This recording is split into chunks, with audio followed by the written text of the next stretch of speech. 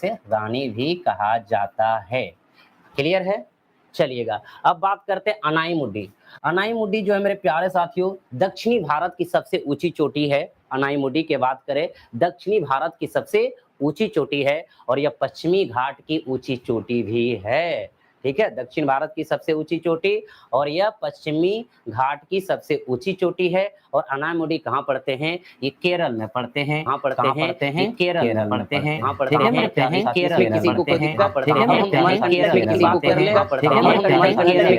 लेगा पड़ता है। यह मेकाल पर्वत है, इसकी सबसे ऊंची चोटी अमरकंटक है। और अमरकंटक कहाँ है? एमपी में है। एमपी में है, मध्य प्रदेश में है। चलिए, बहुत ही सुंदर। अगला मेरे प्यारे साथियों सवाल है, किसने न्यूटन से पूर्व ही बता दिया था, किसने न्यूटन से पूर्व ही बता दिया था कि वस्तुएं पृथ्वी की ओर गुरुत्वाकर्षित होती है? आर्यभट्ट, ब्रह्मगिरी, ब्रह्मगुप्त या बुधगुप्त? किसने बता दिया था? यानी किससे पहले? न्यूटन से पहले कि पृथ्वी की ओर गुरुत्वाकर्षित होती है कोई भी वस्तु। बताइए इसका आंसर क्या होगा? एकदम फटाफट आप सब बताते चलिए मेरे प्यारे साथियों। तो इसका आंसर हो जाएंगे आपका कौन? ब्रह्मगुप्त, जिसका जन्म जो हुआ था, कब हुआ था पता है? कहेंगे सर जी 598 ईस्वी में जन्म हुआ था। किसका? ब्रह्मगुप्त का। चलिए, और यह एक ऐसे गणितज्ञ थे जो चतुर्भुज फार्मूले का यानी कि आविष्कार किया था, यानी चतुर्भुज फार्मूला यह दिया था, ब्रह्मगुप्त ने दिया था। किसने? ब्रह्मगुप्त ने। क्लियर है? चलिएगा आगे बढ़े। अगला जो प्रश्न है, 3 व्यक्तियों की वर्तमान आयु का अनुपात 4:7:9 है। 4:7:9 है। 8 वर्ष पहले उनके उम्र का आयु 56 वर्ष था। उनकी वर्तमान उम्र ज्ञात कीजिए। ये आयु संबंधित प्रश्न है और इसको आप कैसे बनाएंगे ध्यान दीजिएगा। 3 व्यक्ति है, मान लीजिए ए बी सी जो है आपका 3 व्यक्ति है, 4 के अनुपात में, 7 के अनुपात में, 9 के अनुपात में है। ये वर्तमान में शो कर रहा है तो प्रेजेंट कर दीजिए। 8 वर्ष पहले उनके उम्रों का योग 56 वर्ष था, यानी 8 वर्ष पहले उनके जो उम्र का योग है यानी तीनों का वो क्या है मेरे प्यारे साथियों? 56 वर्ष है। कब है? 8 वर्ष पहले है, 8 वर्ष बिफोर है। कह रहा है कि तो उनकी वर्तमान उम्र ज्ञात कीजिए। उनकी वर्तमान उम्र क्या होगी? तो मेरे प्यारे साथियों आयु के कॉन्सेप्ट को समझिएगा। जब आयु पढ़ते हैं आप, एज पढ़ते हैं, इसमें एक ही कॉन्सेप्ट होता है, 2 या 2 से अधिक व्यक्तियों के बीच आयु का अंतर भूत भविष्य वर्तमान तीनों ही स्थितियों में होता समान। यानी आप अगर 5 वर्ष बढ़ेंगे तो हम भी 5 वर्ष बढ़ेंगे, अगर आप 5 वर्ष पीछे जाएंगे तो हम भी 5 वर्ष पीछे जाएंगे। लेकिन जो यहाँ पे देख पा रहे हैं, जो इनका जो अनुपात दिया गया है वो देख रहे हैं वर्तमान में दिया गया है और इनका योग जो दिया गया है 8 वर्ष पहले दिया हुआ है। तो आप क्या करेंगे?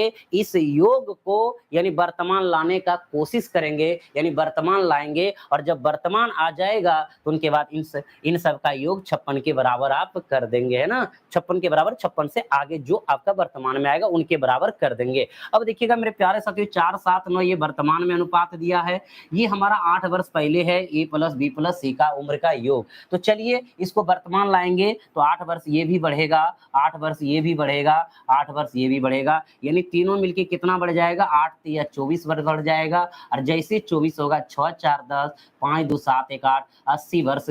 वो तीनों का उम्र कब हो जाएगा? वर्तमान में हो जाएगा 80 वर्ष। अब तीनों का जो उम्र हो गया मेरे प्यारे साथियों वर्तमान में 80 वर्ष, यही तीनों का योग क्या है? 4:7:9 के अनुपात में है।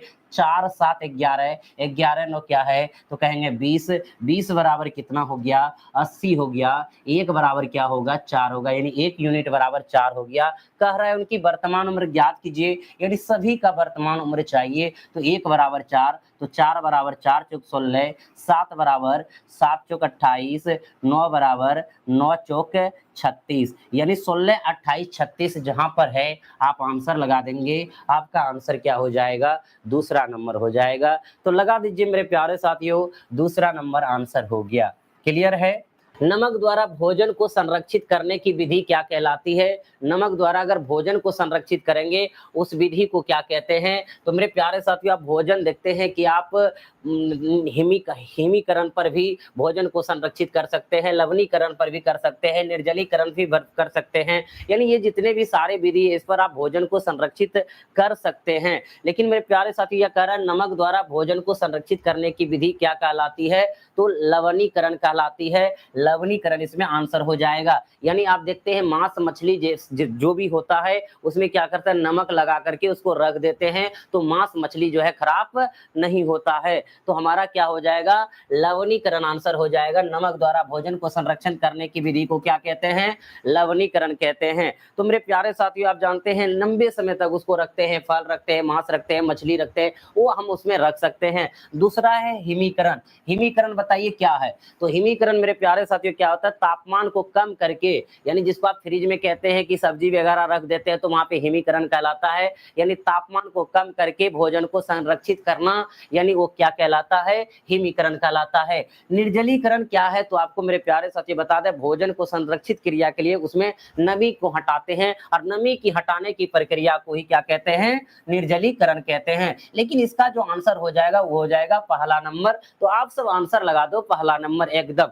चलिएगा, तो अगले प्रश्न की ओर चलते हैं मेरे प्यारे साथियों। अगला प्रश्न क्या है? जब हम चिल्लाते हैं तो वह ध्वनि हमें कुछ समय बाद वापस सुनाई पड़ती है, यह किस कारण उत्पन्न होती है? बहुत ही सुंदर है मेरे प्यारे साथियों, 5वां नंबर प्रश्न। जब हम चिल्लाते हैं, देखते हैं कभी पुल वगैरह में भी जाते हैं, तो चिल्लाते ही को माइक जैसा आवाज आता है, यानी वापस सुनाई पड़ती है। तो भैया आपस जो सुनाई पड़ती है किसके कारण? अपवर्तन, विवर्तन, व्यतिकरण, परावर्तन। बताइए आंसर, आप सब फटाफट बताइए मेरे प्यारे साथियों, इसका आंसर क्या होगा? तो आप जानते हैं कि जब प्रतिध्वनि सुनाई पड़ती है, तो उसका जो रीजन होता है वो क्या होता है? परावर्तन होता है। किस कारण से? यानी परावर्तन के कारण से हमें प्रतिध्वनि सुनाई पड़ती है, यानी ध्वनि वापस सुनाई पड़ती है, वो परावर्तन के कारण। बिल्कुल सही आंसर है मेरे प्यारे साथियों। यानी कि कहते हैं कि ध्वनि सुनने के जो व्यक्ति होते हैं, जो परावर्तन की सतह होते हैं, जहां से ध्वनि लौटती है और हमारे कानों तक सुनाई पड़ती है, परावर्तक सतह और पर्यवेक्षक, यानी जो व्यक्ति चिल्ला रहा है उसके बीच जो डिस्टेंस कितना का होता है? तो कहेंगे मेरे प्यारे साथियों 17 मीटर का होता है। यानी 17 मीटर अगर आंसर दिया रहे तो 17 लगा दीजिए। और एक्चुअल में ये होता क्या है? 16.6 मीटर, यानी डिस्टेंस होता है दोनों की बीच की दूरी। यानी कहने का मतलब है प्रतिध्वनि सुनने के लिए पर्यवेक्षक तथा परावर्तक सतह के बीच की न्यूनतम दूरी जो क्या होती है? वो 17 मीटर होती है। उसके बाद प्रतिध्वनि आपको सुनाई पड़ेगा, है ना? चलिए आगे बढ़ते हैं मेरे प्यारे साथियों। अगला प्रश्न क्या कहता है, ध्यान देंगे कि इस अभिलेख में यह चर्चा मिलती है कि वातापी के चालुक्य शासक पुलकेशिन द्वितीय ने हर्षवर्धन को नर्मदा नदी के तट पर पराजित किया था।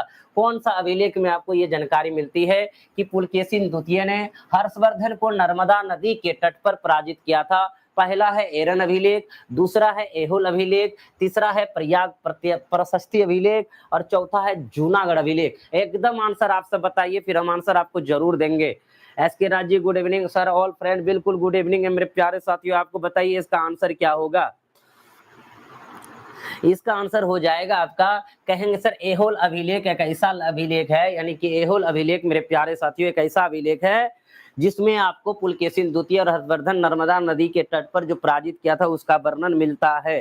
तो चलिए आंसर लगा दिया आप सब, बिल्कुल लगा दीजिए।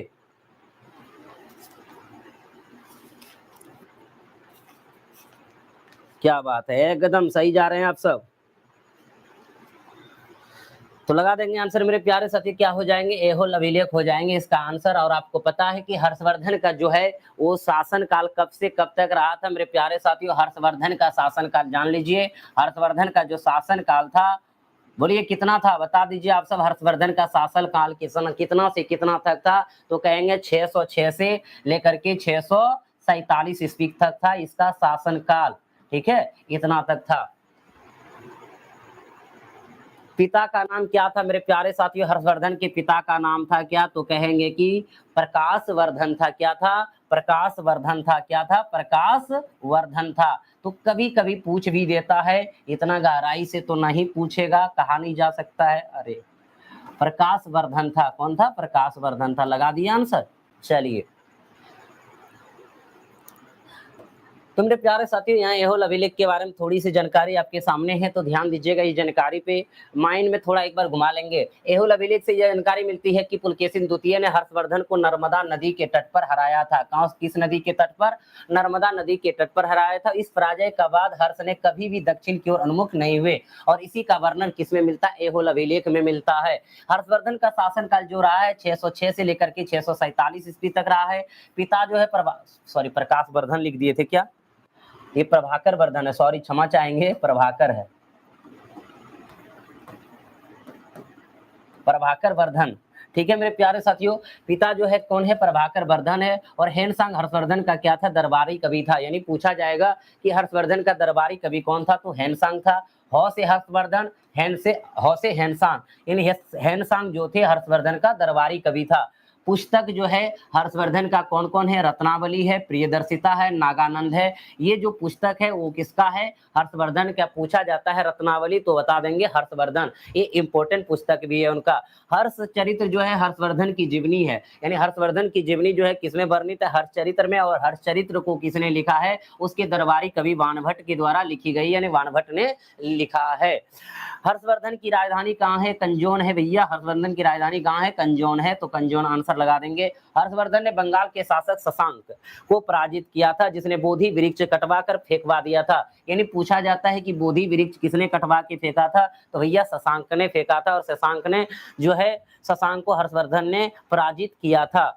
647 ईस्वी में हर्षवर्धन की मृत्यु हो गई थी, यानी कि जो मृत्यु हो गई थी हर्षवर्धन की कब हो गई थी? 647 ईस्वी में हो गई थी। चलिए ये देख लिए आप सब। तो मेरे प्यारे साथियों, अगला जो प्रश्न है, किस केंद्रीय मंत्री ने नई दिल्ली में युवा पोर्टल लॉन्च किया है? बताइए। एस जयशंकर, पीयूष गोयल, स्मृति ईरानी, डॉक्टर जितेंद्र सिंह, किसने यानी कि युवा पोर्टल का लॉन्च किया है? बताइएगा मेरे प्यारे साथियों, आप सब फटाफट इसका आंसर बता दीजिए। इसका आंसर आप सब जरूर बता दीजिए। बिल्कुल सही आंसर दे रहे हैं क्या आप सब? तो कहेंगे सर डॉक्टर जितेंद्र सिंह जो है युवा पोर्टल लॉन्च किया था, जो केंद्रीय मंत्री नई दिल्ली में। अगला जो प्रश्न है मेरे प्यारे साथियों, क्या लिखा है? 2025 में क्रिकेट महिला ओडीआई विश्व कप की मेजबानी कौन सा देश करेंगे? ओडीआई मतलब वनडे क्रिकेट। भैया 2025 में होने वाला है महिला विश्व कप, तो उसमें मेजबानी कौन सा देश करेगा? इंग्लैंड करेगा, भारत करेगा, बांग्लादेश करेगा, श्रीलंका करेगा? कौन करेगा? फटाफट बताइए इसका आंसर। कौन करेगा मेरे प्यारे साथियों? तो कहेंगे कि इसमें जो है हमारा जो आंसर होगा वो क्या करेगा? वह क्या होगा? भारत होगा। यानी भारत जो है मेजबानी करेगा 2025 वाला जो ओडीआई विश्व कप होगा महिला का। तो आंसर लगा देंगे, बिल्कुल एकदम सही जवाब है आप सबका। आगे बढ़ते हैं मेरे प्यारे साथियों, अगला जो प्रश्न है क्या कहता है? निम्नलिखित में से कौन सी पुस्तक भारतीय मुक्केबाज मेरी कॉम की आत्मकथा है? बताइए। Unbreakable, an autobiographic, playing it my way, the test of my life, playing the win. बता दीजिए इसका मेरे प्यारे साथियों आंसर क्या होगा? इसका आंसर क्या होगा? तो कहेंगे कि आत्मकथा जो है मेरी कॉम का है, यानी मुक्केबाज, यानी लिखा है निम्नलिखित में से कौन सी पुस्तक भारतीय मुक्केबाज मेरी कॉम की आत्मकथा है? तो भैया मेरी कॉम की आत्मकथा जो है अनब्रेकेबल एंड ऑटोबायोग्राफिक जो है वो मेरी कॉम का है। किसका है? मेरी कॉम का है। ठीक है, तो इसका आंसर क्या हो जाएगा मेरे प्यारे साथियों? पहला हो जाएगा। Playing it my way, playing it my way किसका है? तो आप जानते हैं मेरे प्यारे साथियों, एक क्रिकेट खिलाड़ी है कपिल देव। क्या है? कपिल देव। यानी इसकी जो किसकी कृति है? किसका है? कपिल देव का है। प्लेइंग इट माई वे किसका है? तो कहेंगे आत्मकथा कपिल देव का है। हमारा आंसर क्या हो जाएगा इसका? प्लेइंग इट माई वे का Kapil Dev. The test of my life, बताइए इसका आंसर क्या होगा? The test of my life, the test of my life बताइएगा आप सब इसका answer. The test of my life. तो मेरे प्यारे साथियों इसका आंसर हो जाएंगे युवराज सिंह। इसका आंसर क्या हो जाएंगे? युवराज सिंह हो जाएंगे इसका आंसर, युवराज सिंह। तो याद रखिएगा, प्लेइंग इट माई वे किसका है? कपिल देव का है। The test of my life किसका है? युवराज सिंह का है। आप बता दीजिए प्लेइंग टू विन किसका है? तो आप सबका आंसर आ जाना चाहिए मेरे प्यारे साथियों फटाफट। तो कहेंगे कि साइना नेहवाल, साइना नेहवाल, साइना नेहवाल किसकी कृति? Saina Nehwal, playing to win, है ना। चलिए बहुत ही सुंदर मेरे प्यारे साथियों, आगे बढ़ते हैं। अगला जो है मानव मस्तिष्क के केंद्र के पास अवस्थित मानव शरीर की सबसे छोटी ग्रंथि कौन है? यानी मानव मस्तिष्क के केंद्र के पास अवस्थित मानव शरीर की सबसे छोटी ग्रंथि कौन है? पेरोडिट ग्रंथि या एपोक्राइन श्वेत ग्रंथि या पिनियल ग्रंथि या एनब्रन ग्रंथि, कौन सा होगा आंसर मेरे प्यारे साथी बता देंगे।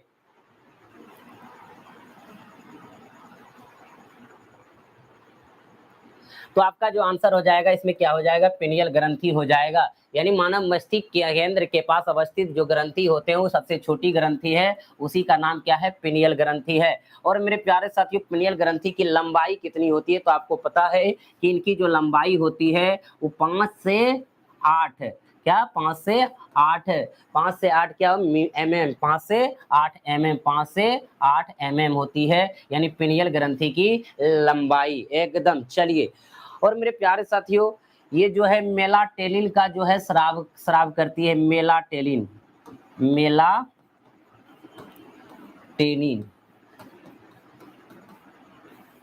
स्रावित करती है। क्या करती है ये पिनियल ग्रंथि, मेलाटेलिन का स्रावित करती है, जो नींद को नियंत्रित करता है, जो नींद को नियंत्रित करता है, जो मेरे प्यारे साथियों नींद को क्या करता है, नियंत्रित करता है।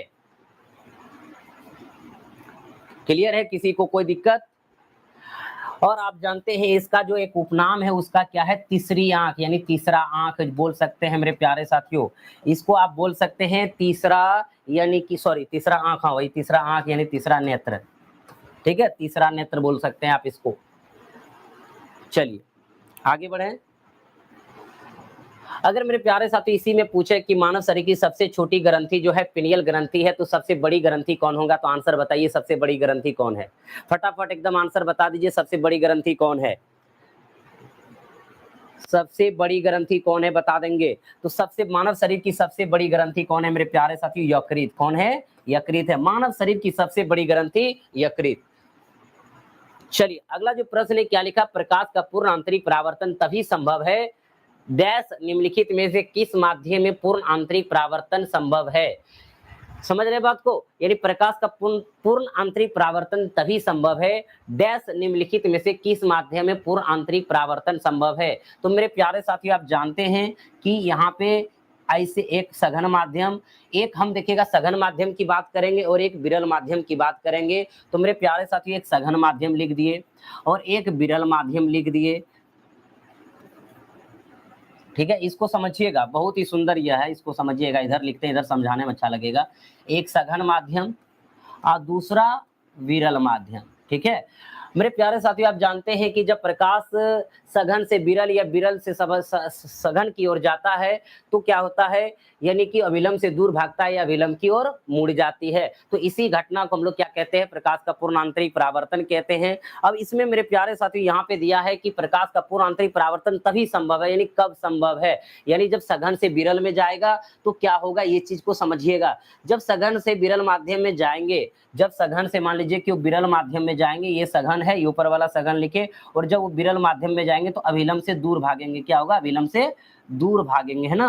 तो यानी कि मेरे प्यारे साथियों ये जो कौन होंगे वो आपतन कौन होंगे, क्या होंगे, आपतन कौन होंगे, क्योंकि यहाँ आने वाली किरण आपतित किरण है। और मेरे प्यारे साथियों इधर से जो आएगा अपवर्तित किरण है, क्या है ये, अपवर्तित किरण है, समझिएगा बात को, अपवर्तित किरण है ये। और ये इधर से जो किरण जा रही है वो कौन किरण है, आपतित किरण है, आपतित किरण है, ये आपतित किरण है। तो मेरे प्यारे साथियों जब सघन माध्यम से कोई किरण आ रही है, ध्यान से समझिएगा, यहाँ पे जब सघन माध्यम से कोई किरण आ रही है तो यहाँ पे विरल माध्यम प्रवेश करने से पहले पूरा का पूरा किरण प्रवेश नहीं करके कुछ किरण इधर परावर्तित भी हो जाती है और चली भी जाती है। तो जो आपतन कौन होता है और जो ये अपवर्तन कौन होता है मेरे प्यारे साथियों, ये कौन को आई सूचित करते हैं, ये कौन को हम आर से सूचित करते हैं। देखिएगा ये आई, ये आर से सूचित करते हैं। ये कोण का मान धीरे धीरे जब ये 90 डिग्री हो जाएगा तो ये अपवर्तन कोण का मान जब 90 डिग्री हो जाएगा और ये आपतन कोण से ये बड़ा हो जाएगा, जब 90 होगा तो बड़ा हो जाएगा, तब ये जो कोण बनेंगे उसी को मेरे प्यारे साथियों इसमें कहेंगे, जब बड़ा हो जाएगा बिल्कुल तो उसको आप क्या कहेंगे, क्रांतिक कोण कहेंगे, क्या कहेंगे, क्रांतिक कोण कहेंगे, क्या कहेंगे, क्रांतिक कोण कहेंगे, ठीक है। यानी कि जब ये कोण इनसे बड़ा हो जाएगा और ये 90 डिग्री हो जाएगा तो ये कोण बड़ा हो जाएगा, तो यही कोण क्या, जब ये कोण बड़ा हो जाएगा और ये कोण मेरे प्यारे साथी जो निर्माण होगा वो क्या होगा, क्रांतिक कोण होगा। तो हम समझ गए कि यहाँ पे जो रूल लागू होगा वो क्या क्या होगा, प्रकाश का पूर्ण आंतरिक परावर्तन तभी संभव है जब सघन माध्यम से विरल माध्यम में करण जा रही हो, प्रवेश कर रहा हो, तो इस घटना को क्या कहेंगे, पूर्ण आंतरिक परावर्तन कहेंगे। तो इसमें ऑप्शन क्या होगा, वायु से कांच, वायु से जल, जल से कांच, कांच से जल। तो एक चीज यहाँ पे मेरे प्यारे साथियों समझिएगा, ये सघन है, सघन में प्रकाश की चाल क्या होते हैं, कम होता है। सघन में प्रकाश की चाल क्या होते हैं, सघन में, और रुकिए, सघन में प्रकाश की चाल कम, प्रकाश की चाल कम, ठीक है। और जो है प्रकाश की चाल कम लिख दे रहे हैं, आप सब समझिएगा, चाल कम। और विरल में जो है प्रकाश की चाल अधिक, विरल में प्रकाश की चाल अधिक,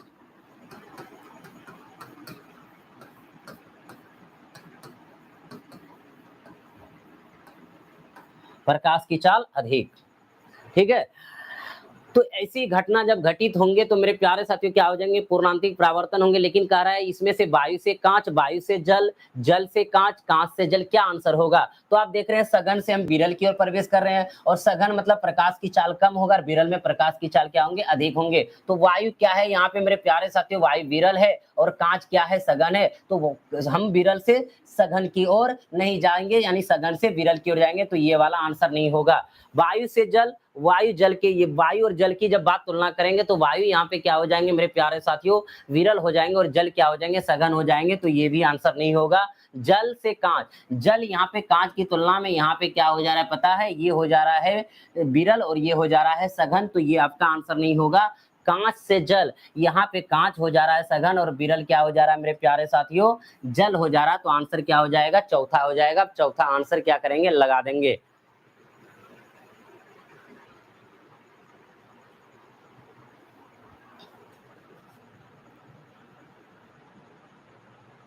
चलिएगा, एकदम मेरे प्यारे साथी ये चीज समझिएगा, यानी सघन माध्यम से विरल माध्यम में जाना चाहिए। कांच से जल, कांच से जल, और आपका जो है जल से, जैसे वायु, जल से वायु जा सकते थे, जल से वायु रहता, यहाँ पे जल रहता, इधर वायु रहता, तो वो संभव होता है। यानी जल से वायु, हीरा से कांच, कांच से वायु, आप जाते हैं। सघन माध्यम में प्रकाश की गति जो है क्या होता है मेरे प्यारे साथी, कम होता है, और विरल में प्रकाश की चाल क्या होते हैं, अधिक होते हैं। जैसे हम एक चीज बता दें, यहाँ पे ध्यान रखिएगा, ये तो समझ गए आप सब। अब इसी में एक चीज मेरे प्यारे साथियों जरूर जानने का प्रयास आप करिएगा, ठीक है। यहाँ अगर हम बात करें वायु में प्रकाश की चाल मेरे प्यारे साथियों, वायु में प्रकाश की चाल, वायु में प्रकाश की चाल, तो प्रकाश की चाल आप वायु में जानते हैं कितना होता है। तो वायु में प्रकाश की चाल मेरे प्यारे साथियों 3 × 10⁻8 मीटर पर सेकेंड, याद रखिएगा, जो आपके एग्जाम में पूछा जाएगा, ठीक है। तो आप बता देंगे प्रकाश की चाल जो है वायु में क्या हो जाएंगे, 3 × 10⁻8 मीटर पर सेकेंड। अगर मेरे प्यारे साथियों जल में अगर बात करें, जल में प्रकाश की चाल क्या होगा, 2.2 × 10⁻8 मीटर पर सेकेंड, है ना। ये आप जानते हैं। 2 × 2.25 भी इसको बोल सकते हैं। 25 अगर 2 अंक लेंगे तो 2.25 हो जाएगा, 10⁸ मीटर पर सेकेंड। अगर हम यहाँ पे कांच की बात करें तो कांच में प्रकाश की जो चाल हो जाएंगे 2 × 10⁸ मीटर पर सेकेंड, 8 मीटर पर सेकेंड। अगर आप बात करें हीरा में तो हो जाएगा मेरे प्यारे साथियों, हीरा में जो प्रकाश की चाल होंगे हो जाएंगे आपका 1.24 × 10⁸8 मीटर पर सेकेंड। तो आंसर आपका क्या हो जाएगा, तो मेरे प्यारे साथी इसमें चौथा नंबर हो जाएगा। चलिए, बिल्कुल सही है। कहीं को दिक्कत, किसी को कोई परेशानी मेरे प्यारे साथियों, ये जो भाषा है इस भाषा को थोड़ा समझिएगा। यानी जब हम सघन से विरल की ओर जाएंगे, सघन से जब विरल की ओर जाएंगे तो हमारा पूर्णांतरिक परावर्तन देखने को मिलेगा। नहीं संभव है, जैसे कि ये कांच हमारा क्या है, सघन है, इसमें प्रकाश की चाल देखिएगा 2 है, 2 × 10⁸8 मीटर पर सेकेंड। जल में क्या है 2.25, इनका प्रकाश की चाल ज्यादा, इसका कम है, यानी कि ये सघन है और ये विरल है। जब सघन से विरल जाएंगे तो पूर्णांतरिक परावर्तन आपको देखने को मिलेगा। ये चीज हमें समझाना था मेरे प्यारे साथियों। आगे बढ़ते हैं, अगला प्रश्न क्या है, वही चीजों को यहाँ पे लिए हुए हैं, यहाँ पे आप देख सकते हैं। चलिए, अगला है मेरे प्यारे साथियों, लोहे या धातुओं की टूटी हुई वस्तुओं को जोड़ने वाली सोल्डर एक मिश्र धातु है। यानी लोहे या धातुओं की टूटी हुई वस्तुओं को जोड़ने वाली सोल्डर एक मिश्र धातु है। लेड और टीन का, तांबा तथा जस्ता का, कॉपर और टीन का, कॉपर और एल्युमिनियम का। इसका आंसर क्या होगा मेरे प्यारे साथियों, जरूर बताइएगा। यानी सोल्डर में किसका किसका मिश्र धातु होता है? कहेंगे सर सोल्डर में जो है मिश्र धातु होता है वो होता है लेड और टीन का। लेड जो है मेरे प्यारे साथियों ये भी 50% होता है और टीन भी क्या होता है? 50% होता है। यानी कि इसका जो आंसर हो जाएगा वो हो जाएगा पहला नंबर। लोहे या धातुओं की टूटी हुई वस्तुओं को जोड़ने वाली सोल्डर जो है एक मिश्र धातु है। और जो सोल्डर है किनका किनका मिश्र धातु है? तो लेड और टीन, यानी कि लेड मतलब सीसा और टीन का वो क्या है? मिश्र धातु है। तो आपका जो आंसर हो जाएगा वो क्या हो जाएगा? पहला नंबर हो जाएगा। तो मेरे प्यारे साथियों कभी कभी आपसे पूछा भी जाता है कि पीतल, ध्यान रखिएगा, पीतल जो है किनका किनका बन करके मिश्र धातु बना, किन किन तत्वों से मिल करके मिश्र धातु बना। यानी पीतल का जो मिश्र धातु है कौन कौन है, ऐसा पूछा जाता है तो क्या बताएंगे? पीतल में आता है तांबा और जास्ता। क्या आता है? तांबा और जास्ता। मेरे प्यारे साथियों तांबा और जास्ता, यानी तांबा और जास्ता जो है वो एक मिश्र धातु का निर्माण करेगा, वो क्या हो जाएगा? पीतल हो जाएगा। तो हम इसको याद भी रखते हैं, पिताजी। देखिए पीतल मतलब पिताजी, देखिएगा इसको याद रखिएगा, पिताजी। कैसे है देखिए ध्यान से मेरे प्यारे साथियों, पिताजी यानी पीतल तांबा और जस्ता से मिलकर बना है। पिताजी पीतल तांबा और जस्ता से मिलकर बना है, लगा देंगे आंसर। दूसरा नंबर अगर पूछेगा पीतल किसका किसका में धातु है? तांबा और जास्ता का है। चलिएगा मेरे प्यारे साथियों, कॉपर और टीन, यानी कॉपर और टीन का भी पूछा जाता है। तो कॉपर मतलब क्या होता है? तांबा, टीन यानी इससे क्या बनता है? तो कहेंगे सर कांसा बनता है। क्या बनता है? कांसा। तो यानी कि कांसा का मिश्र धातु जो है कॉपर और टीन का है ना। चलिए बिल्कुल एकदम सही जवाब। एकदम आगे बढ़े मेरे प्यारे साथियों, बढ़ते हैं। कोई दिक्कत, किसी को परेशानी क्या? अगला जो प्रश्न है मेरे प्यारे साथियों सामने स्क्रीन पे है, जरूर ध्यान दीजिएगा। कहता है फ्लेमिंग के दाहिने हाथ के नियम में तर्जनी क्या दर्शाती है? बताइए मेरे प्यारे साथियों तर्जनी क्या दर्शाती है? यानी फ्लेमिंग के दाएं हाथ का नियम जो है तर्जनी क्या दर्शाती है? चालक की गति को दर्शाती है, या प्रेरित धारा की दिशा को दर्शाती है, या चुंबकीय क्षेत्र की दिशा को दर्शाती है, या कुंडली की गति को दर्शाती है, या फिर किसको दर्शाती है? बताइए। चलिए मेरे प्यारे साथियों आंसर इसका बताएंगे। इसका आंसर हो जाएगा कि जो है फ्लेमिंग के दाहिने हाथ के नियम में तर्जनी जो दर्शाती है वो चुंबकीय क्षेत्र को दर्शाती है। क्या दर्शाती है? चुंबकीय क्षेत्र को दर्शाती है। तो मेरे प्यारे साथियों ये चीज ध्यान रखिएगा, यहाँ पे एक क्या है, ये आपका दाहिना हाथ है, ये अंगूठा है, ये तर्जनी है और ये मध्यमा है। ये जो मेरे प्यारे साथियों क्या है, ये अंगूठा है, ये आपका तर्जनी है और ये मध्यमा है। तर्जनी जो है वो चुंबकीय क्षेत्र की दिशा को दर्शाती है। तर्जनी किसको दर्शाती है? चुंबकीय क्षेत्र को दिशा को दर्शाती है। और मेरे प्यारे साथियों अंगूठा करेंगे, अंगूठा रहता है ये अंगूठा, तो कहेंगे कि ये चालक की गति को दर्शाती है। अंगूठा जो है चालक की गति को दर्शाती है। और मध्यमा जो है मेरे प्यारे साथियों वो प्रेरित धारा को दर्शाती है। यानी ये जो मध्यमा है वो प्रेरित धारा को दर्शाती है। तो देखिएगा इनकी व्याख्या को हमने लिया है। तो मेरे प्यारे साथियों ध्यान रखिएगा, ये हम आपके पास एक फिगर है, तो आप देख रहे हैं ये दाहिना है, ये अंगूठा है जो मोशन को दर्शा रही है यानी गति को, और ये मेरे प्यारे साथ तर्जनी है जो मैग्नेटिक फील्ड को दर्शा रही है, चुंबकीय क्षेत्र को, और ये आपका मध्यमा है जो कि करंट को दर्शा रही है, धारा को। तो यहाँ पे आप देख रहे हैं आपका जो है लंबवत है, यदि तर्जनी चुंबकीय क्षेत्र की दिशा को, अंगूठा चालक की गति दिशा को, और मध्यमा प्रेरित धारा की दिशा को दर्शा रही है ना। चलिए क्लियर है मेरे प्यारे साथियों, किसी को कोई दिक्कत? आगे बढ़ते हैं। आज क्लास नहीं कर पाएंगे क्योंकि हॉस्पिटल जा रहे हैं। हॉस्पिटल जा रहे, क्या हो गया भाई? अगला जो है देखिएगा ये 14 नंबर का एकदम आप आंसर लगा सकते हैं, क्योंकि हमने बताए थे इंग्लिश का क्वेश्चन जो हम स्किप कर देंगे। आप सब एक बार जरूर मेरे प्यारे साथियों देख लीजिएगा इनको।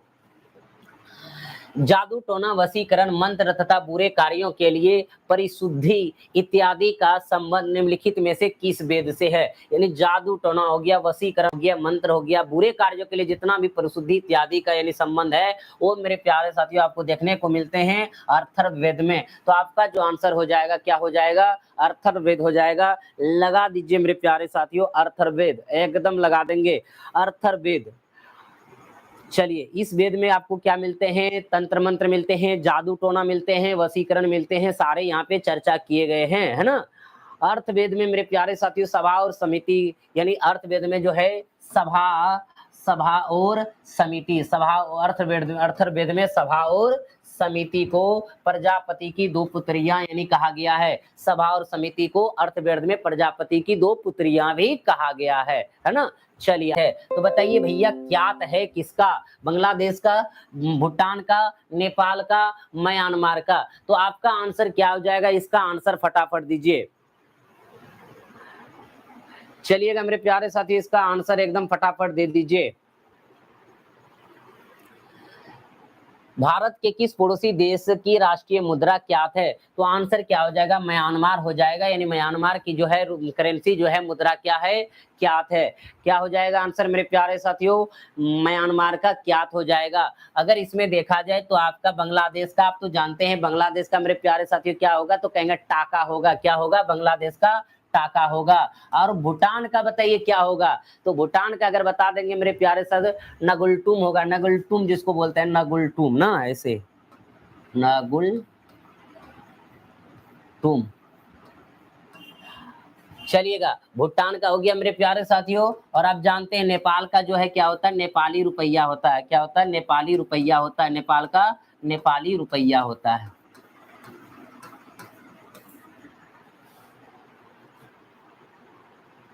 चलिए, क्लियर है? आगे बढ़ते हैं मेरे प्यारे साथियों। एक ड्रम को निर्वात में बजाने पर उसे नहीं सुना जा सकता है, उसका कारण क्या है? एक ड्रम को निर्वात में बजाएं, या ढोलक को बजाएं, या झाल को बजाएं, आपके कानों तक आवाज सुनाई नहीं पड़ेगा। भैया उसका रीजन क्या है? निर्वात में अश्रय ध्वनि उत्पन्न होती है, ध्वनि के कंपन की आवृत्ति कम होती है, ध्वनि के कंपन का आयाम अधिक होता है, ध्वनि निर्वात में संचरण नहीं कर सकती है। ध्वनि जो है निर्वात में संचरण नहीं करेगी, तो भैया हमारा आंसर क्या हो जाएगा? चौथा हो जाएगा। क्या आंसर हो जाएगा? चौथा हो जाएगा। तो आप सब अभी तक सभी मित्रों को शेयर नहीं किए जैसा हमें लग रहा है, तो मेरे प्यारे साथियों सबसे पहले सभी मित्रों को जरूर शेयर कर दीजिए, उसके बाद मजा आ जाएगा पढ़ने में, है ना। मेरे प्यारे से तो उतना विस्तार से हम नहीं ले रहे हैं, क्योंकि हमको एमसीक्यू करा रहे हैं, और एकदम टोटली जितना उपयुक्त होना चाहिए हर एक प्रश्न पे वो चर्चा हम कर दे रहे हैं। क्या कर दे रहे हैं? चर्चा कर दे रहे हैं।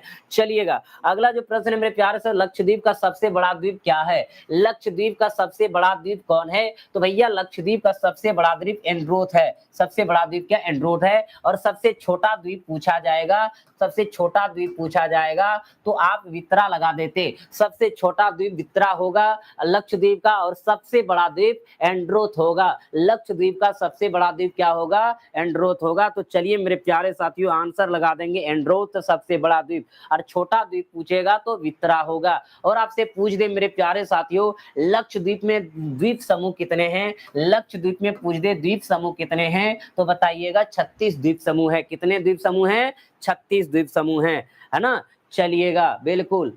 लक्षद्वीप की राजधानी क्या है मेरे प्यारे साथियों? लक्षद्वीप की राजधानी तो आप सब जानते ही हैं, कवारती है। लक्षद्वीप की राजधानी जो है क्या है? कवारती है। और ये कहाँ पे स्थित है लक्षद्वीप मेरे प्यारे साथियों? तो कहेंगे सर ये अरब सागर की रानी कहा जाता है। अरब सागर की रानी कहा जाता है, तो अरब सागर में ही होगा निश्चित। किसको भाई? लक्षद्वीप को अरब सागर की रानी कहा जाता है, तो ये अरब सागर में स्थित होंगे। तो हमारा आंसर जो है मेरे प्यारे साथियों, एंड्रोथ हो गया सबसे बड़ा द्वीप, वित्रा हो गया सबसे छोटा द्वीप। क्लियर है? चलिएगा, कमल कुमार यादव जी, हाय सर, हाय, नमस्कार, कैसे हैं आप? जब पृथ्वी सूर्य से अत्यधिक दूरी पर होती है तो इसे ऑफशोर समस्या कहा जाता है। यह स्थिति किस दिन होती है? 3 जनवरी, 4 जुलाई, 21 मार्च, 23 सितंबर। तो मेरे प्यारे साथियों इसका आंसर एकदम दे दीजिए, फटाफट दे दीजिए, फटाफट आंसर इसका। तो मेरे प्यारे साथियों जब पृथ्वी सूर्य से अत्यधिक दूरी पर होती है तो इसे ऑफशोर समझा जाता है। ऑफशोर। तो मेरे प्यारे साथियों एक आता है ऑफशोर के बारे में, और एक आता है ऑफशोर के बारे में। ध्यान दीजिएगा मेरे प्यारे साथियों, ये चीज समझना है।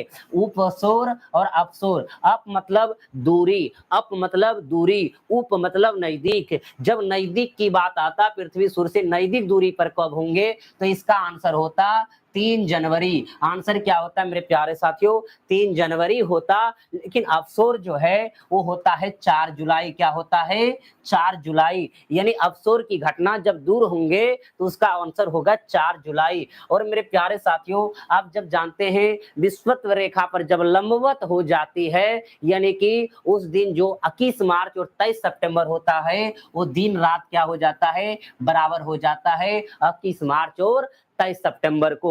21 मार्च और 23 सितंबर को जब सूरज की किरणें विषुवत रेखा पर लंबवत पड़ती है, वो जो दिन होता है मेरे प्यारे साथियों, वो 21 मार्च का दिन होता है और 23 सितंबर का दिन होता है। इसलिए पूछा जाएगा दिन बराबर, दिन और रात बराबर कब होगा? तो कहेंगे 23 सितंबर और 21 मार्च को। और कहेंगे कि पृथ्वी सूर्य से अधिक दूरी पर 4 जुलाई और कम दूरी पर 3 जनवरी। आंसर हो गया। चलिए आगे बढ़ते हैं।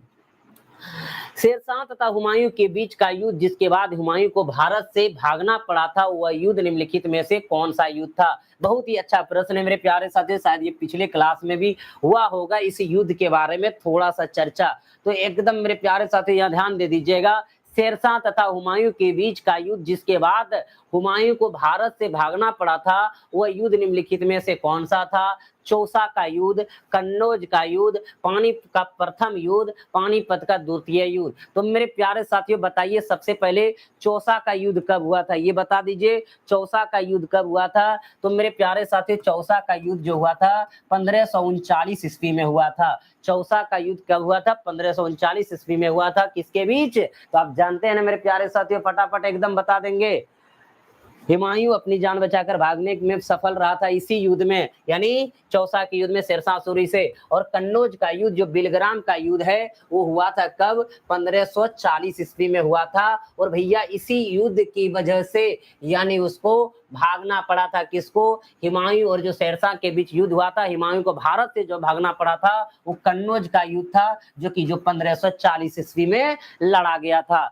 भैया आंसर क्या हो जाएगा? 1540 ईस्वी में लड़ा गया था, वो कन्नौज का युद्ध था। उसी युद्ध में जो है शेरशाह से हार गया था हुमायूं और वो भाग गया। वो दोबारा अपना चेहरा नहीं दिखाया, वो भारत से बाहर ही भाग गया। लेकिन चौसा का युद्ध 1539 में जो हुआ था उसमें भी हुमायूं बुरी तरह से पराजित हुआ था, वहां से भी किसी तरह भागने में सफल हो गया था। तो हमारा मेरे प्यारे साथियों आंसर क्या हो जाएगा?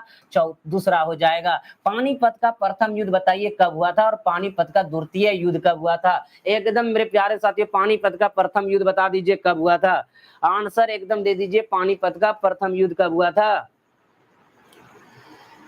बिल्कुल बिल्कुल सही आंसर है। यानी पानीपत का प्रथम युद्ध हुआ था 1526 ईस्वी में हुआ था और पानीपत का दूसरा युद्ध जो है यानी 1556 ईस्वी में हुआ था। बिल्कुल एकदम सही आंसर है भैया। लगाते चलो, एकदम बढ़ाते चलो सभी तक। और लाइक कर दीजिए मेरे प्यारे साथियों, ठोक दीजिए, सभी मित्रों तक पहुंचा दीजिए। क्या लिखा है? पशु संरक्षण के उद्देश्य से किस राज्य सरकार ने हाल ही में ए हेल्प कार्यक्रम शुरू किया है? तो मेरे प्यारे साथी इसका आंसर बता दीजिए। ए हेल्प जो है किसने शुरू किया है? पशु संरक्षण के उद्देश्य से किस राज्य सरकार ने हाल ही में ए हेल्प कार्यक्रम शुरू किया है? उत्तराखंड, मध्य प्रदेश, गुजरात, बिहार। यानी पशुओं के लिए है ए हेल्प। बताइए किसने शुरू किया है, कौन सी राज्य ने? तो आंसर मेरे प्यारे साथियों आपका आ जाएगा उत्तराखंड। क्या आ जाएगा आंसर? उत्तराखंड आ जाएगा। लगा दो भाई उत्तराखंड। अगला क्या कहता है? राज्यपाल द्वारा मुख्यमंत्री की नियुक्ति और मुख्यमंत्री की सलाह पर अन्य मंत्रियों की नियुक्ति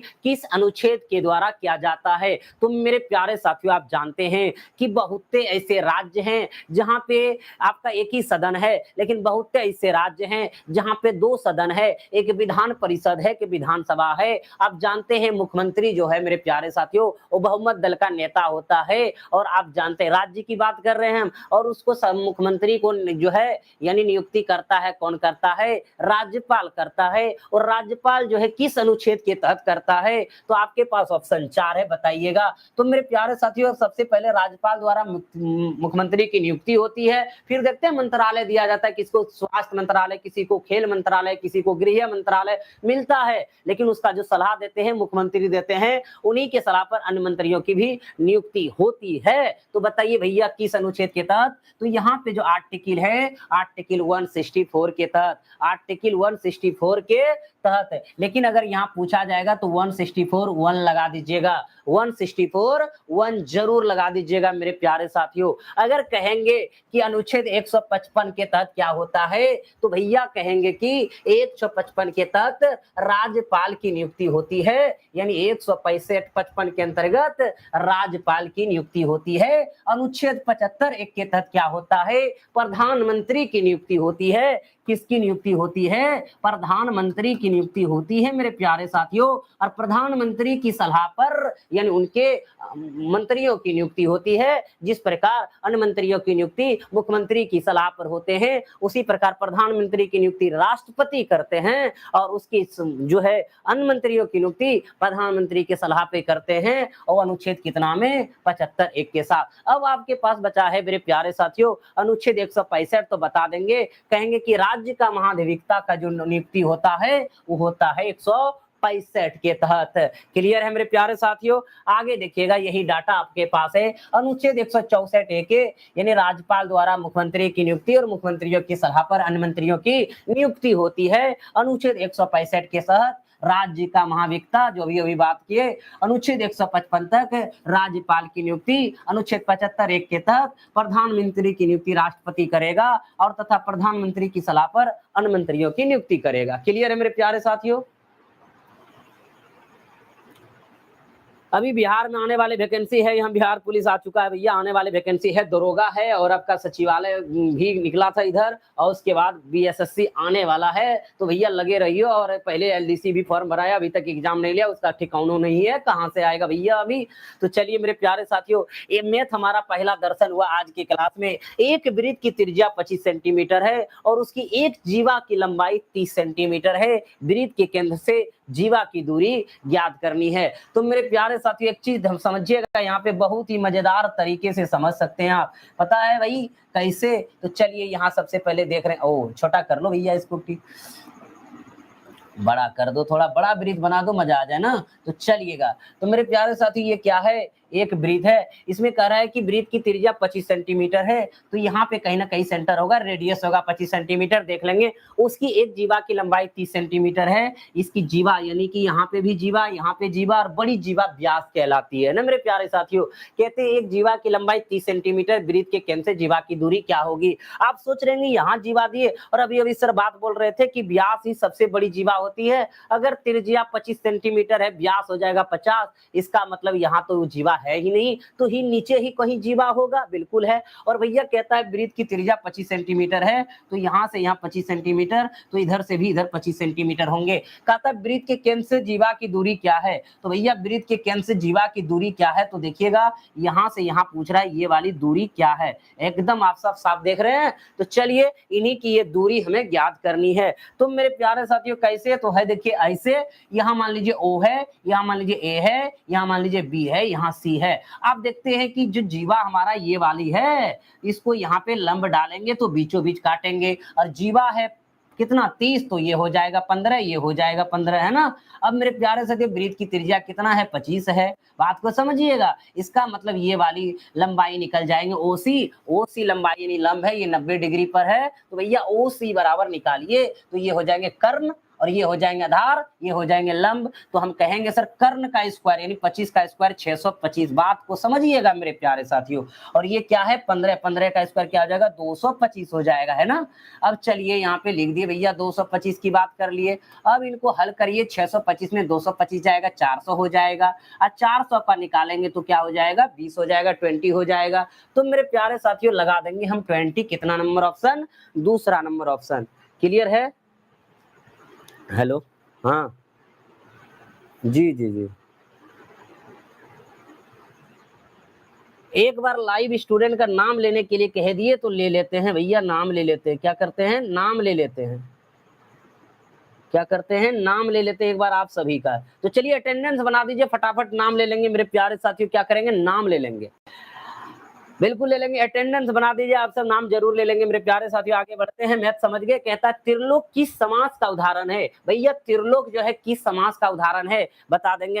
एकदम अटेंडेंस बना दीजिए। पूजा कुमारी जी, चांदनी भारती जी, आशीष कुमार जी, कल्याणी जी, प्रज्ञा सिंह जी, कमल कुमार यादव जी, काजल जी, गुरुदेव जी, दीपक सिंह जी, एनी आर्या जी, नीतू जी, प्रिया रानी जी, भाई का लाडला राजकमल जी, समा जफर जी, डिप्टी प्रिया जी, रेशमी यादव जी, कल्याणी जी, एफी ऑफिशियल, मेरा लेने से सिलेक्शन होगा क्या, नाम लेने से? आओ, क्या बात है। रेशमी यादव जी, सबको खुशी मिलता है, एक बार नाम ले लें। बिल्कुल ले लेते हैं। भाई का लाडला, श्वेता सिंह जी, विकास जी, पूजा जी, जय कुमार जी, सभी को नमस्कार है, सभी को प्रणाम है मेरे प्यारे साथियों।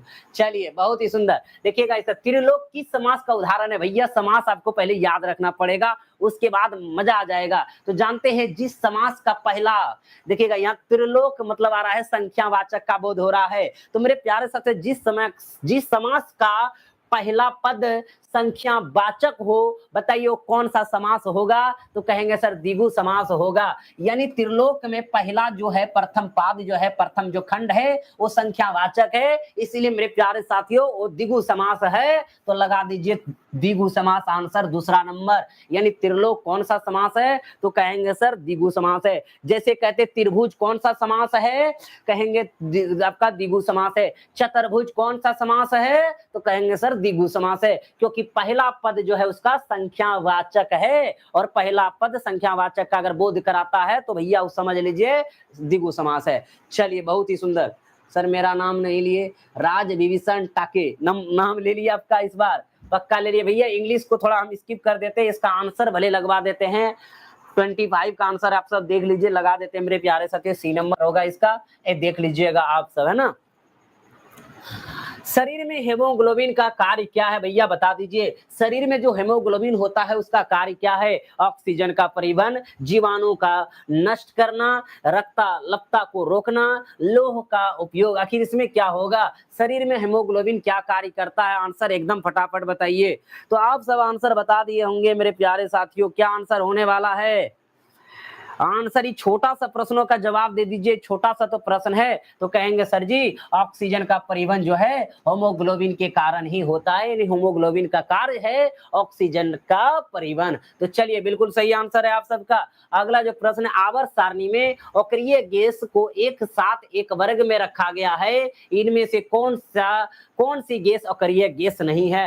Helium, argon, oxygen, krypton. तो मेरे प्यारे साथियों ये याद है सभी को, हम बता चुके थे, ये वाला बता चुके थे कि आधुनिक आवर्त सारणी में जो वर्ग 18 के तत्व होते हैं वो सारे के साथ अक्रिय गैस होते हैं। तो इसमें से एक ऐसा है जो अक्रिय गैस नहीं है, यानी उत्कृष्ट गैस जिसको बोलते हैं ना मेरे प्यारे साथियों, हीलियम, आर्गन, क्रिप्टॉन, ऑक्सीजन में से आंसर क्या होगा? फटाफट बताइए आप सब इसका आंसर एकदम बता दीजिए मेरे प्यारे साथियों। तो आंसर इसका लगा देंगे आप सब, क्या लगा देंगे? कि ऑक्सीजन जो है हमारे अक्रिय गैस नहीं है। तो मेरे प्यारे साथियों कौन कौन अक्रिय गैस है एक बार समझ लीजिएगा। हीलियम He, नियोन Ne, उसके बाद आर्गन Ar, उसके बाद भैया क्रिप्टॉन Kr, जेनॉन Xe, फिर आपका आता है जेनॉन के बाद रेडॉन Rn, और उसके बाद एक आपका आता है ऑग्नेशन। तो लगा देंगे भैया ऑग्नेशन Og। अब देखिएगा, यानी इसमें हीलियम का 2 परमाणु संख्या, नियोन का 10 होता है, आर्गन का 18 होता है। बताइए क्रिप्टॉन का कितना होता है मेरे प्यारे साथियों? कहेंगे 36 होता है, और आपका जेनॉन का 54 होता है, और Rn यानी कि रेडॉन का कितना होता है? 86 होता है, और ऑग्नेशन का कितना होता है मेरे प्यारे साथियों? तो 118 होता है, यानी ये शामिल है इसमें, यानी कि उसका नाम है ऑग्नेशन Og।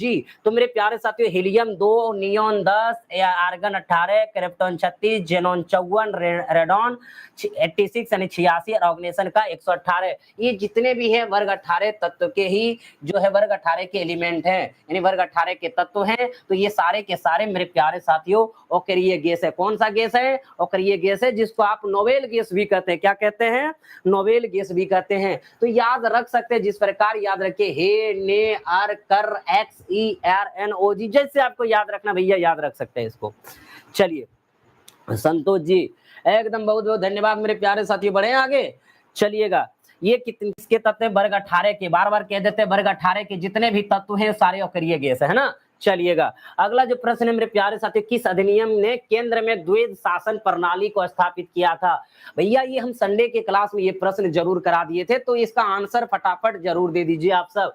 किस अधिनियम ने किस अधिनियम ने केंद्र में द्वैध शासन प्रणाली को स्थापित किया था? भारत शासन अधिनियम 1919, भारत शासन अधिनियम 1935, भारत परिषद अधिनियम 1909, भारत परिषद अधिनियम 1892।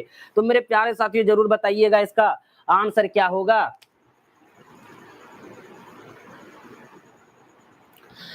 किस अधिनियम केंद्र में, देखिएगा केंद्र में द्वैध शासन प्रणाली को स्थापित किया गया था? आंसर एकदम पक्का दे रहे हैं आप सब। तो चलिए मेरे प्यारे साथियों हम बात कर दें, ये हो जाएगा आंसर भारत शासन अधिनियम 1935। आंसर क्या हो जाएगा? भारत शासन अधिनियम 1935।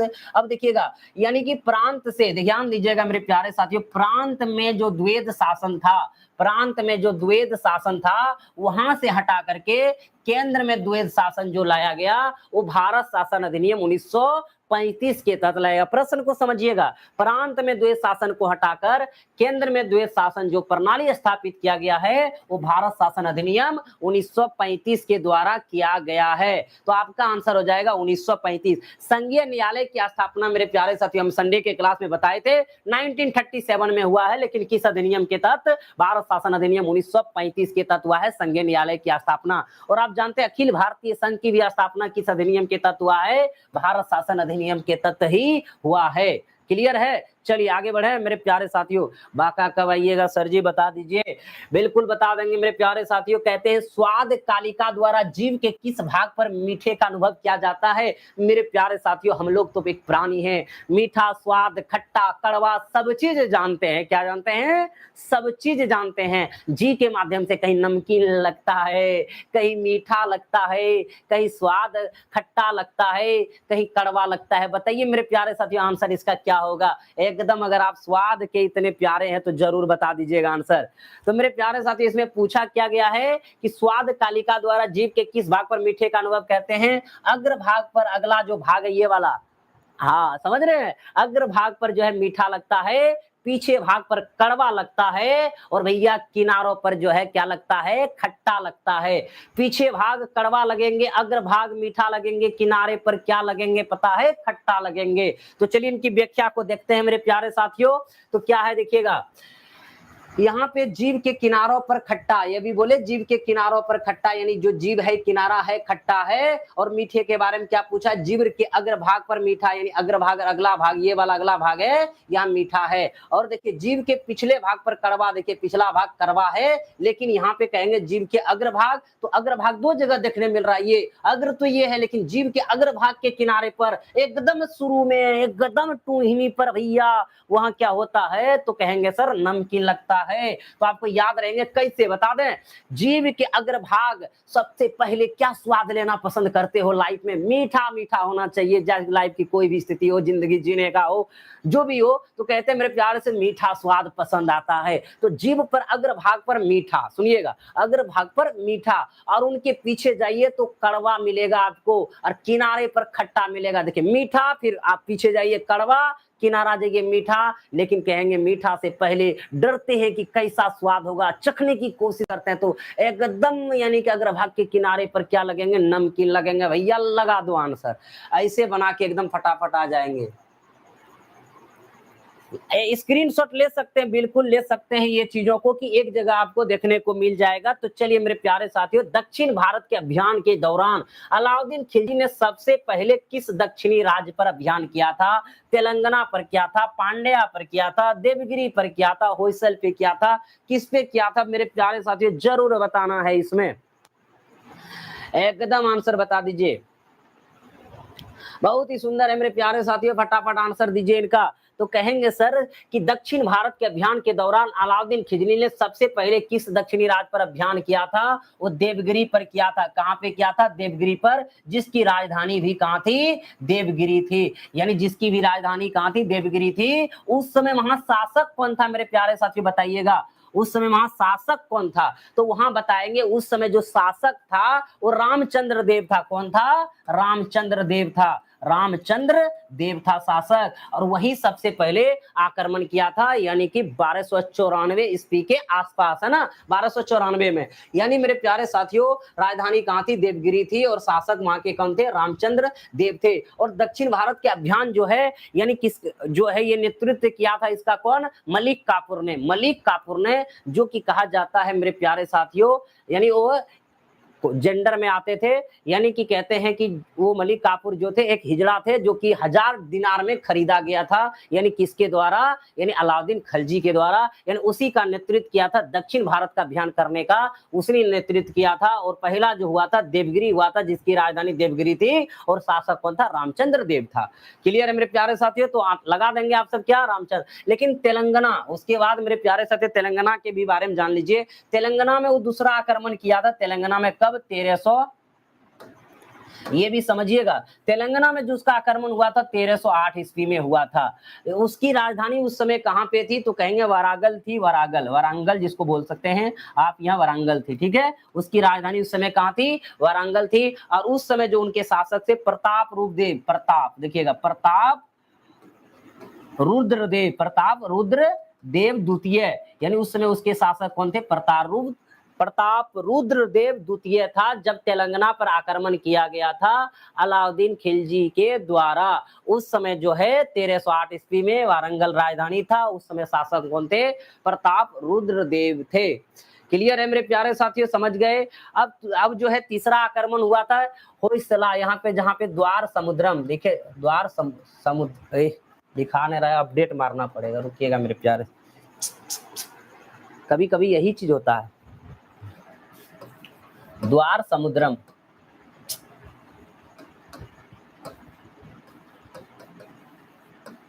ठीक है, द्वार समुद्र, तो उसके उस समय राजधानी कहां थे मेरे प्यारे साथियों, द्वार समुद्र थे। कहां थे, द्वार समुद्र थे।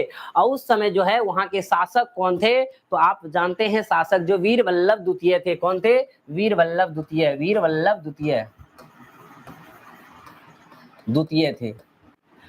चलिए, और आपका लास्ट आक्रमण जो पांड्य चौथा था वो 1311 में, उसकी राजधानी मदुरै थी, मदुरै थी, ठीक है। उसकी राजधानी कहाँ थी, मदुरै, जो कि 1311 ईस्वी में यानी वहां पे आक्रमण किया था। तो मेरे प्यारे साथियों, आप एक चीज जानते हैं कि मलिक काफूर को कोहिनूर हीरा मिला था, और वो जाकर के अलाउद्दीन खिलजी के जो शासन काल में ही, तो किसने दिया था, तो प्रताप रुद्र देव द्वितीय ने दिया था। समझ गए बात को, कहीं कोई दिक्कत है इसमें, किसी को कोई परेशानी है बताइएगा। चलिए आगे बढ़ते हैं मेरे प्यारे साथियों, अगला प्रश्न क्या है, 31 नंबर प्रश्न जो कह रहा है, समझिएगा 31 प्रश्न जो कह रहा है वो समझिएगा आप सब क्या कह रहा है। बहुत ही अच्छा प्रश्न है मेरे प्यारे साथियों, ध्यान देंगे। ये केमिस्ट्री का प्रश्न है। यदि किसी परमाणु में द्रव्यमान संख्या समान तथा उनके परमाणु संख्या भिन्न भिन्न हो तो उन्हें कहा जाता है समस्थानिक, समभारिक, समन्यूट्रॉनिक, सम इलेक्ट्रॉनिक। यानी एगो कहते हैं आइसोटॉप कहते हैं समस्थानिक को, आइसोबार कहते हैं समभारिक को, और आइसोटोन कहते हैं समन्यूट्रॉनिक को। तो आप सब ये जानते हैं मेरे प्यारे साथियों, इसके परिभाषा को दिया गया है। तो आप देखते हैं जैसे ये सोडियम है Na, ठीक है मेरे प्यारे साथियों। यहाँ देखिएगा इधर लिखा रहता है परमाणु संख्या 11, और यहाँ पे जो लिखा रहता है वो परमाणु संख्या भार लिखा रहता है। तो ये हमारा जैसे ये 22 है और ये हमारा क्या है 11 है, जिसको हम कहते हैं परमाणु संख्या। क्या कहते हैं मेरे प्यारे साथियों, परमाणु संख्या कहते हैं। समझिएगा बात को एकदम ध्यान से, इसको हम कहते हैं परमाणु संख्या, और इसको कहते हैं परमाणु भार। इसको क्या कहते हैं, परमाणु भार कहते हैं। क्या कहते हैं, परमाणु भार कहते हैं। अब यहाँ पे बात आ रहा है कि परमाणु भार यानी कि द्रव्यमान संख्या, इसको आप द्रव्यमान संख्या भी बोल सकते हैं, परमाणु भार या द्रव्यमान संख्या, ठीक है मेरे प्यारे साथी। ये चीज द्रव्यमान संख्या यानी कि परमाणु भार और द्रव्यमान संख्या उसी को कहते हैं। तो कह रहा है कि यदि किसी परमाणु में द्रव्यमान संख्या समान तथा उनके परमाणु संख्या भिन्न भिन्न हो, ये परमाणु संख्या अगर भिन्न भिन्न हो तो कहते हैं उसको क्या कहते हैं भैया, अगर द्रव्यमान समान हो तो इसका मतलब वो आंसर क्या हो जाएगा, समभारिक हो जाएगा। क्या हो जाएगा, समभारिक हो जाएगा। तो यानी कि इसमें द्रव्यमान संख्या बराबर हो, यानी परमाणु भार क्या हो, बराबर हो, और परमाणु संख्या भिन्न भिन्न हो, तो इस तरह के यानी कि परमाणु को यानी कि कहा जाएगा वो समभारिक कहा जाएगा। जैसे कि मान लीजिए कि Na 11 है, तो मेरे प्यारे साथियों परमाणु संख्या अलग 11 है और यहाँ 22 है। अगर मान लीजिए कि आप लेंगे यहाँ पे Na ले लेते हैं, फिर सोडियम है, फिर एल्युमिनियम, ये सब मैग्नीशियम ले लेते हैं, रुकिए एक सेकंड, मैग्नीशियम Mg ले लेते हैं मेरे प्यारे साथियों, ये 12 दे दिया और ये हम 22 से लिख दें, तो इस प्रकार का यहाँ 22 है और यहाँ भी 22 है, तो इसमें क्या है, द्रव्यमान संख्या समान है लेकिन परमाणु संख्या क्या है, भिन्न भिन्न है, ऐसे को क्या कहेंगे, समभारिक कहेंगे। अगर समस्थानिक की जब बात आती है जिसमें परमाणु संख्या क्या हो, समान हो, परमाणु संख्या का समान का मतलब जैसे कि Na आप देख रहे हैं ये 11 है, ये आपका 22 है, फिर Na क्या है, 11 है और ये देख रहे हैं मेरे प्यारे साथियों 23 है, अगर ये Na है और उसके बाद ये 11 है, ये देखिए 24 है, तो इसका मतलब है कि द्रव्यमान संख्या क्या है, भिन्न भिन्न है, और परमाणु संख्या जब समान हो जाए तो इसको क्या कहेंगे आप, समस्थानिक कहेंगे। क्या कहेंगे, समस्थानिक कहेंगे। सम न्यूट्रॉनिक क्या कहेंगे, तो भैया न्यूट्रॉन की, देखिए सम मतलब बराबर, न्यूट्रॉनिक की मतलब न्यूट्रॉन की संख्या क्या हो, बराबर हो। तो मेरे प्यारे साथियों इसमें क्या कहते हैं कि सम न्यूट्रॉनिक मतलब न्यूट्रॉन की संख्या समान हो। तो न्यूट्रॉन की संख्या का मतलब है कि सबसे बड़ी बात जो परमाणु, देखिए न्यूट्रॉन की संख्या जो निकालनी है, कैसे निकालनी है, द्रव्यमान संख्या, देखिएगा ये भी समझा देते मेरे प्यारे से, द्रव्यमान संख्या में घटा देंगे परमाणु संख्या, क्या करेंगे, घटा देंगे परमाणु संख्या, द्रव्यमान संख्या में घटा देंगे परमाणु संख्या, नहीं द्रव्यमान संख्या ऊपर वाला, परमाणु संख्या नीचे वाला, अगर दोनों का अंतर देखेंगे जहां पे ये आएगा वो न्यूट्रॉन की संख्या होगा, न्यूट्रॉन संख्या आपस में अगर बराबर हो जाए तो समझ जाएंगे क्या है, सम न्यूट्रॉनिक है। क्लियर है मेरे प्यारे साथी, यहां तक किसी को कोई दिक्कत कोई परेशानी है क्या, बताएंगे। चलिए आगे बढ़ते हैं। तो आप सबको एकदम मेरे प्यारे साथियों पता चल चुका है, समस्थानिक में जिसमें परमाणु संख्या समान हो, समभारिक का मतलब जिसमें द्रव्यमान संख्या समान हो, और सम न्यूट्रॉनिक मतलब जिसमें न्यूट्रॉन की संख्या समान हो। और आपको लग रहा होगा कि सर सम इलेक्ट्रॉनिक क्या है, जिसमें इलेक्ट्रॉन की संख्या क्या हो, समान हो। तो मेरे प्यारे साथियों ये हो जाएंगे सम इलेक्ट्रॉनिक। क्लियर है, चलिए आगे बढ़ते हैं। अगला जो प्रश्न है, भारत की राष्ट्रीय आय किस संस्था के द्वारा निर्धारित की जाती है, बताइए इसका आंसर क्या होगा मेरे प्यारे साथियों। यानी कि भारत की राष्ट्रीय आय किस संस्था द्वारा निर्धारित की जाती है, राष्ट्रीय आय किस संस्था के द्वारा निर्धारित की जाती है, इसका आंसर आप सब बताइए। चलिए, योजना आयोग द्वारा, वित्त मंत्रालय द्वारा, रिजर्व बैंक द्वारा, केंद्रीय सांख्यिकी संगठन द्वारा, यानी किसके द्वारा जो है राष्ट्रीय आय का निर्धारण होता है। तो चलिए मेरे प्यारे साथियों आंसर जो हो जाएगा, क्या हो जाएगा पता है, कहेंगे सर जी केंद्रीय सांख्यिकी संगठन द्वारा। आंसर क्या होगा, केंद्रीय सांख्यिकी संगठन द्वारा, यानी कि राष्ट्रीय आय का निर्धारण होता है किसके द्वारा, केंद्रीय सांख्यिकी संगठन द्वारा उसका निर्धारण होता है। तो मेरे प्यारे साथी इसमें पूछा जाएगा कि इसका स्थापना कब हुआ था, किनका स्थापना, केंद्रीय सांख्यिकी संगठन का। तो कहेंगे सर 2 मई 1951 ईस्वी में इसकी स्थापना हुई थी। 2 मई 1951 ईस्वी में इसकी स्थापना हुई थी। इनका मुख्यालय कहाँ है मेरे प्यारे साथियों, अगर पूछा जाएगा इसका मुख्यालय कहाँ है तो आप क्या बताएंगे कि इनकी मुख्यालय जो है नई दिल्ली है। कहाँ है, नई दिल्ली है, इनकी मुख्यालय कहाँ है, नई दिल्ली है। तो लगा देंगे भैया आंसर आप सब फटाफट। इसका कार्य क्या है, राष्ट्रीय आय का अनुमान और एकत्र करना, यानी कि उसका निर्धारण करना केंद्रीय सांख्यिकी संगठन द्वारा होता है। चलिए बिल्कुल सही है, बिल्कुल हेडक्वार्टर दिल्ली है, बिल्कुल सही जवाब है आप सबका मेरे प्यारे साथियों। मजा आ रहा है कि नहीं बताइएगा, अगर मजा नहीं आए मेरे प्यारे साथियों तो बोलिएगा मजा आ रहा है, पढ़ने में आनंद मिल रहा है कि नहीं मिल रहा है, ऐसा नहीं लग रहा है कि आपका टाइम बर्बाद हो रहा है, ऐसा तो मेरे प्यारे साथियों नहीं लग रहा है ना, आप सभी को बताइएगा जरूर। देखिएगा मेरे प्यारे साथियों क्या है, यदि 4a + 1/5a = 4 तो 25a² + 1/16a² का मान क्या होगा। तो चलिए मेरे प्यारे साथियों देखते हैं कि 4a + 1/5a है, सवाल है 4a + 1/5a और बराबर 4, और आपसे पूछा गया क्या 25a का स्क्वायर + 1/16a²। भैया देखिएगा यहाँ पे थोड़ा उल्टा दे दिया, अगर उल्टा दे दिया इसको उल्टा कर देंगे मेरे प्यारे साथियों। जैसे यहाँ 4a है, यहाँ 1/5 है, अगर ये यहाँ पे 5 होता तो डायरेक्ट वर्ग कर देते, यहाँ पे 4 रहता तो डायरेक्ट वर्ग कर देंगे। तो एग्जाम इतना आसान थोड़े देगा, ऐसा नहीं है ना कि दे देगा लॉलीपॉप ले लो भैया, हवा में लॉलीपॉप मिल रहा है, नहीं है ना करेगा, तो ऐसा नहीं करेगा। तो देखिए हम इसमें दिमाग लगा सकते, क्या लगा सकते, सुनिएगा, इनको कर देंगे 5a, इसको कर देंगे 4a, कहेंगे कहां से, जंतर मंतर से, नहीं जंतर मंतर से नहीं, अपना मंतर से। देखिएगा कैसे, 4a + 1/5a, ठीक है भाई यहाँ पे ध्यान दीजिएगा 4 है, अगर ये हम 4 हटाना चाहेंगे तो 4 कहेंगे सर नीचे आएगा, बिल्कुल नीचे आएगा, 4 कटेगा, और ये 5 हटाना चाहेंगे तो ऊपर 5 आएगा, यानी 5/4 से गुना कर देंगे, ये वाले सेम कंडीशन उसमें बदल जाएगा। तो इधर जब करेंगे तो इधर भी करेंगे, बोथ साइड तो करना पड़ेगा, घर में 2 मेहमान है भैया, एक को रसगुल्ला खिलाओगे, एक को सत्तू खिलाओगे, बर्बाद हो जाएगा। इसलिए मेरे प्यारे साथी ध्यान रखिए, 5/4 उधर करेंगे तो 5 इधर भी 4 करेंगे। कहेंगे सर कैसे जान गए? हम सोचे 4 को उड़ा दें, तो 4 उड़ाने के लिए नीचे 4 से भाग देना पड़ेगा, लेकिन यहाँ पे 5 आना चाहिए तो 5 गुना कर देना है। ये भैया 5 उड़ जाएगा तो यहाँ पे अपने आप क्या आ जाएगा, नीचे 4 आ जाएगा। ये 5 उड़ गया तो इसका मतलब हमारा 1/4 यहाँ 5 आ जाएगा। क्लियर है? तो चलिए मेरे प्यारे साथियों कटाते हैं इसको, गुना करेंगे कटाएंगे, ये कटेगा ये कटेगा। ठीक है, अभी गुना कर देते हैं ना, तो आप लोग कहिएगा कैसे हो गया। तो मेरे प्यारे साथियों डायरेक्ट लिखे कि इनडायरेक्ट, तो 5/4 गुना 4a, बोलिए यस सर, प्लस 1/5a गुना क्या है 5/4 है, बिल्कुल है। ठीक है, और ये कहां से आ जाता है भाई, देखो अब बराबर यहाँ 4 कटा देंगे तो क्या हो जाएगा 25 हो जाएगा। ठीक है, अब देखिए ये 4 कैंसिल, ये 5 कैंसिल, तो हो जाएगा 5a प्लस 1/4a बराबर 25। अब बताइए ऐसा आ गया भाई, ओ 25 कहाँ 5 है, अरे भाई ये तो आग लग गया। ये ध्यान रखिएगा, ये 5 है और यहाँ 5, हम स्क्वायर कर दिए मने में बोथ साइड। इतना दूर तक मेरे प्यारे साथियों किसी को कोई तकलीफ नहीं है। अब एक समझिएगा, बोथ साइड स्क्वायर करिए, तो 5a प्लस 1/4a का होल स्क्वायर बराबर 5 का स्क्वायर करिए। ठीक है, अब देखिएगा a प्लस बी का होल स्क्वायर 25a स्क्वायर, कहेंगे yes sir, B square 1/16 square, yes sir, plus 2ab, 2a के जगह 5a, कहेंगे यस सर, b के जगह 1/4a, यस सर। अब बराबर क्या हो जाएगा 25 हो जाएगा। अब देखिएगा मेरे प्यारे साथियों, यहाँ इधर से लकीर खींच दिए एकदम मिल ना जाए, तो यहाँ पे हमारा हो गया 25a स्क्वायर प्लस 1/16 स्क्वायर बराबर मेरे प्यारे साथी ये ए कैंसिल, 2 दूनी 4 यानी 5/2 उधर घटेगा, 25 में घट जाएगा 5/2 जा करके। अब देखिए यहाँ पे जो है थोड़ा ध्यान रखिएगा मेरे प्यारे साथियों, लकीर खींचने के चक्कर में हम लकीर खींच दिए। देखिए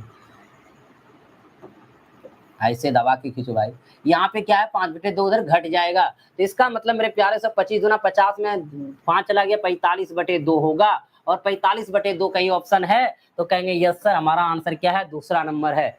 चलिए बहुत ही सुंदर, फुल मजा है सर ये। चलिए दे चलिए एकदम मेरे प्यारे साथियों लगे रहिए, बहुत ही सुंदर, एकदम कड़क सवाल था मेरे प्यारे साथियों, कड़क मतलब अच्छा सवाल था।